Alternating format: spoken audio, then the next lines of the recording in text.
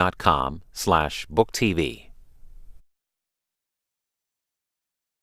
Up next on Book TV, author Judith Reisman talking about her book Sexual Sabotage, which takes a critical look at the work of biologist Alfred Kinsey. This interview was taped at Liberty University in Lynchburg, Virginia, as part of Book TV's college series. Watch for more interviews with Liberty professors and authors throughout the month of April.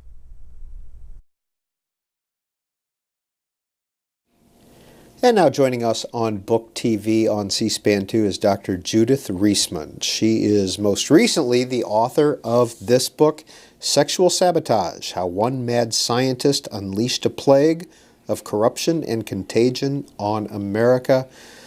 Dr. Reisman, who was this mad scientist that you're referring to? Well, a lot of people really sort of know who he is by now, I'm happy to say, or unhappy to say, I don't know which, and that would be Dr. Alfred C. Kinsey, the founder of the Kinsey Institute, which is still alive and rushing along. He's not alive, he's gone to his reward.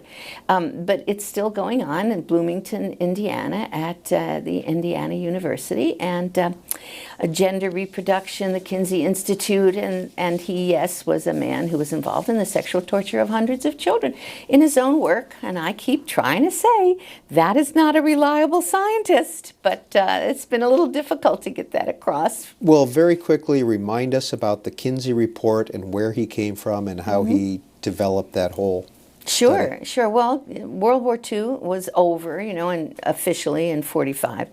Our guys were returning from overseas. They were traumatized. The nation was traumatized. And a couple years later, 1948, Kinsey's book comes out called Sexual Behavior in the Human Male.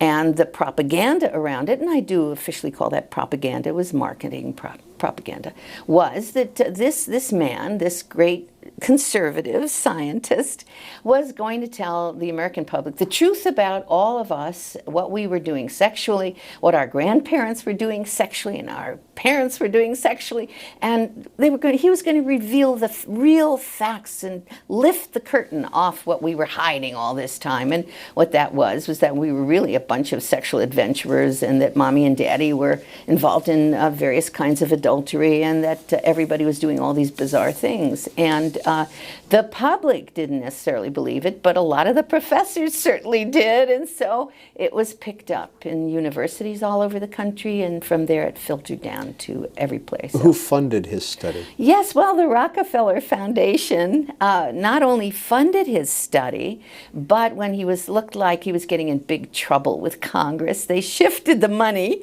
from Kinsey directly into what they call the American Law Institute Model Penal Code, which is why I'm here in the law school, because our laws were gutted and were changed based on all these frauds and these lies. Dr. Reisman, why did you call him a conservative scientist? Oh, because they defined him as conservative. Americans would never have accepted a man who was he was a bi-homosexual. There's big argument of which is which, but no argument. He was certainly a bizarre person.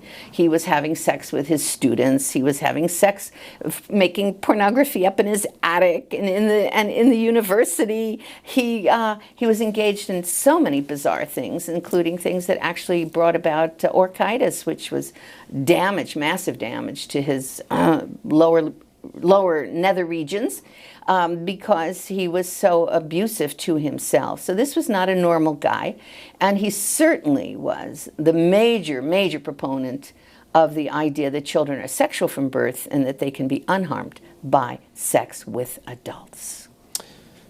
Given that this happened in 1948, are there lasting effects to the Kinsey studies? Huge. Absolutely huge. I had no idea when I started on this thing. I really didn't. I just copied off his charts and graphs with this little 2-month-old baby and with this little 5-year-old, and all these things were being done to these children and calling them orgasms around the clock, 24. I just copied them off and I sent it to my colleagues, as in the ethical field of science. And I thought, well, okay, I'll go do something else. They'll take care of it. And that was in 1980. So they didn't take care of it. And it took me years to figure out why. And it turned out that, yes, Kinsey's research became the foundation for major changes, every major change in our sex laws, and have gone through to today globally. I just came back from a global tour Kinsey's everywhere. In China, indeed.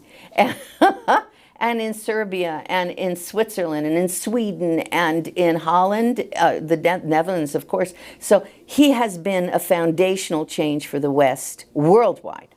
When you say he's in China, what do you mean by that? Well, there's a book that the Kinsey Institute put out in 2007 called Kinsey, the Man Who Changed the World. And they translated that into Chinese.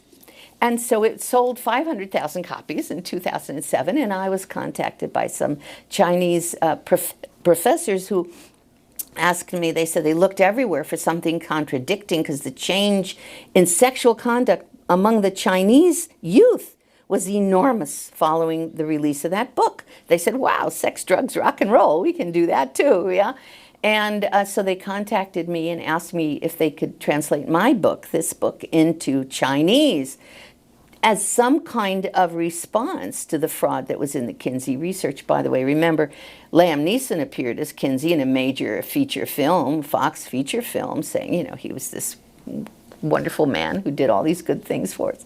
So, no, he's everywhere. The Swiss did a major documentary last year identifying Kinsey as the basis for their horrific sex education programs in Switzerland. And as I said, I just came back from the Philippines.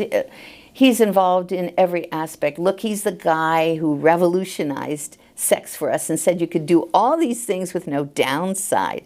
Well, okay, people, we have had some serious downsides. You know, we have a Pentagon now. You know how many guys were found using child pornography in the Pentagon. We have judges who've been picked up. We have presidents of universities. We have, coaches, you know, in football coaches and so forth. And people are being told it was always like this. Well, I have news for you, people. It was not always like this. When did you first get interested in this research that you're doing? Well, actually, it always comes down to something like this. It was very personal. I was living in a sort of nostalgic little world, writing for Captain Kangaroo, singing songs, you know, doing television for CBS, ABC, NBC.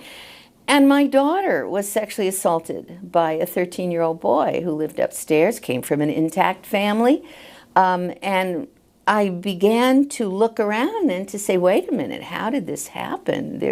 It made no sense. And following that trail led me to Dr. Kinsey, which led me to Hugh Hefner, who called himself Kinsey's pamphleteer, which moved me into looking into the pornography issue, which made me the principal investigator for U.S. Department of Justice study on images of children crime and violence in Playboy, Penthouse, and Hustler. So there we are.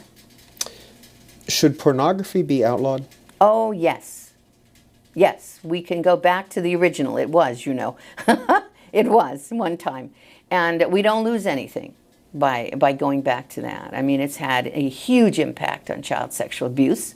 No question about that. I won in the Netherlands where I said that. I was on television and in the Netherlands, and I said that Playboy had been producing child pornography and had been conditioning people, based on our research for DOJ, since at least the 50s, actually, depending on how you looked at it. And Playboy sued me for libel and slander in the Netherlands. They won't sue me here. They would never sue me here. I say, sue me here. Give us a jury trial here. And the judge looked at all the documentation, the images of the children, the in bed with daddy or whoever, and said, no, she's right. You know, they lose. Playboy loses. So to little old me, you know, multi-billion-dollar outfit just lost. When and where did you get your PhD, and what is it in? PhD was from Case Western Reserve University in Cleveland, Ohio.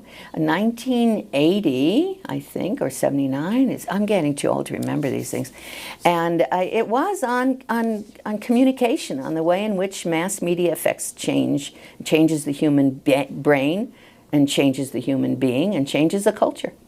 And what are you doing here at Liberty University now? I am bringing my wide knowledge to the faculty here, and they have taken my archive, which is massive, in the next room, and thousands of books and many, many, many thousands of documents, so that there will be a home for this material, and we'll be able to at least have a record of this whole history of the sexual revolution as it was changed in the United States and the Western world. And Sexual Sabotage is your third book, correct? Well, it depends on how you count, but yeah, third or fourth, yeah. You working on another one? Yes. Yes, on the fallout in terms of child sexual abuse, which is massive pandemic and it's global. Judith Reisman, joining us here at Liberty University on Book TV, Sexual Sabotage, How One Mad Scientist Unleashed a Plague of Corruption and Contagion on America, has been our guest. Thank you, Dr. Reisman. Thank you. It was delightful.